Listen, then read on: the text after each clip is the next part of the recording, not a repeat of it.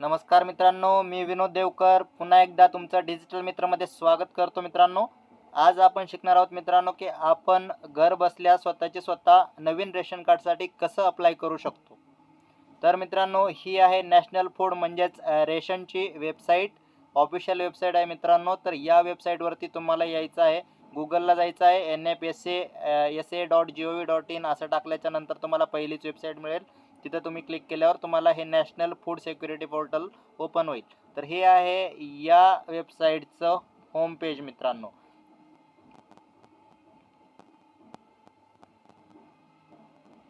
तर या होम पेजवरती आल्याच्या नंतर मित्रांनो तुम्हाला राईट साईडला जे आहे ते साइन इन किंवा रजिस्टर असं दिसत आहे. तर यामध्ये दोन पर्याय आहेत मित्रांनो, एक आहे पब्लिक लॉग इन, दुसरा आहे ऑफिशियल लॉग इन. तर पब्लिक लॉग इन जे असतं ते ऑफिशियल लोकांसाठी असतं, जे महसूल कर्मचारी आहेत, जे आतमध्ये तहसीलमध्ये कामाला आहेत त्यांच्यासाठी हे ऑफिशियल लॉग इन आहे मित्रांनो. तर आपण जे आहे ते पब्लिक लॉग इन आहोत. तर आपल्याला पब्लिक लॉग इनवरती क्लिक करायला लागेल मित्रांनो. पब्लिक लॉग इनवरती क्लिक केल्याच्यानंतर मित्रांनो रिडायरेक्ट होतं आणि तुम्हाला जे आहे ते या पेजवरती येतं तुम्ही. तर इकडे आल्याच्या नंतर तुम्हाला 3 ऑप्शन दिसत आहेत तुम्हाला लॉग इन करण्यासाठी. तर इकडे जे आहे ते आधार OTP वरनं तुम्ही लॉग इन करू शकता. दुसरं जे आहे ते तुमच्याकडं लॉग इन ID पासवर्ड असला पाहिजे, ते टाकून तुम्ही लॉग इन करू शकता. आणि तिसरा पर्याय आहे रेशन कार्डच्या नंबरवरनं. ठीक आहे मित्रांनो. तर तुम्ही जे आहे ते तुम्ही आधार कार्ड नंबर पण टाकून लॉग इन करू शकता, रेशन कार्ड नंबर टाकूनही करू शकता, किंवा तुम्ही जे आहे ते स्वतः तुमचा ID पासवर्डही बनवू शकता. तर तुमचा ID पासवर्ड कसा बनतो हे मी तुम्हाला दाखवत आहे मित्रांनो. तर 2 नंबरचा option sign in with log in IDच्या खाली जे आहे ते न्यू युजर आणि साइन अपचा ऑप्शन आहे मित्रांनो. तर या ऑप्शनवरती आपण क्लिक केलं की आपल्याला जो आहे तो इकडं फॉर्म ओपन होतो आपला डिटेल्स भरण्यासाठी. तर मित्रांनो या डिटेल्समध्ये आपण टाकायचं आहे तुमचं आधार कार्डचं जसं तसं नाव टाकायचं आहे, इकडं तुमचा स्टेट सिलेक्ट करायचा आहे, डेट ऑफ बर्थ टाकायचे आहे, जेंडर तुमचं टाकायचं आहे, डिस्ट्रिक्ट टाका, तुमचा लॉग इन ID तुम्ही जे आहे तुम्हाला जो आवडेल तो टाका आणि तो यूजर अवेलेबल आहे का नाही तो चेक करा. अवेलेबल असलेला यूजर निवडा. इकडं पासवर्ड टाका तुमच्या आवडीनिवडीचा जो आहे तो. तहसील तुमचं जे आहे ते निवडा, तुमचं गाव निवडा, पासवर्ड कन्फर्म करा इकडं. परत व्हॅलिडेशन मोड म्हणजे तुम्ही आधार OTP वरनं व्हॅलिडेट करताय मित्रांनो. तर तुम्हाला इथं आधार नंबर जो आहे तो सिलेक्ट करायचा आहे.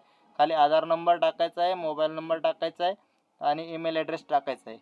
तर इकडं जो आहे तो तुम्हाला ॲड्रेस टाकायचा आहे मित्रांनो. तुमचा पिनमध्ये जो आहे तो तुमचा पिन कोड येईल मित्रांनो.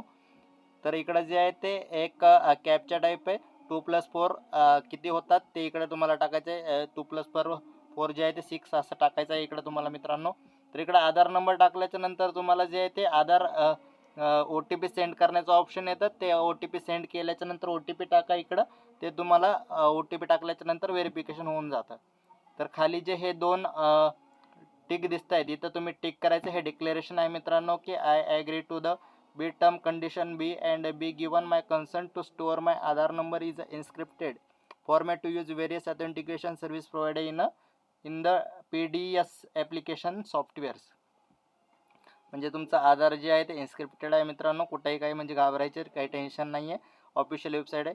तर इकडं तुम्ही जे आहे ते सबमिट करायचं आहे. सबमिट केल्याच्या नंतर जे आहे ते तुम्हाला तुमचा युजर नेम आणि पासवर्ड जे इथं टाकलेला आहे ते लक्षात ठेवायचं आहे आणि तुम्हाला जो आहे तो परत आपल्या पब्लिक लॉग इन येऊन साइन इन करायचं आहे मित्रांनो. तर इथंच तुम्हाला जे आहे ते पब्लिक लॉग इन दिसून येईल.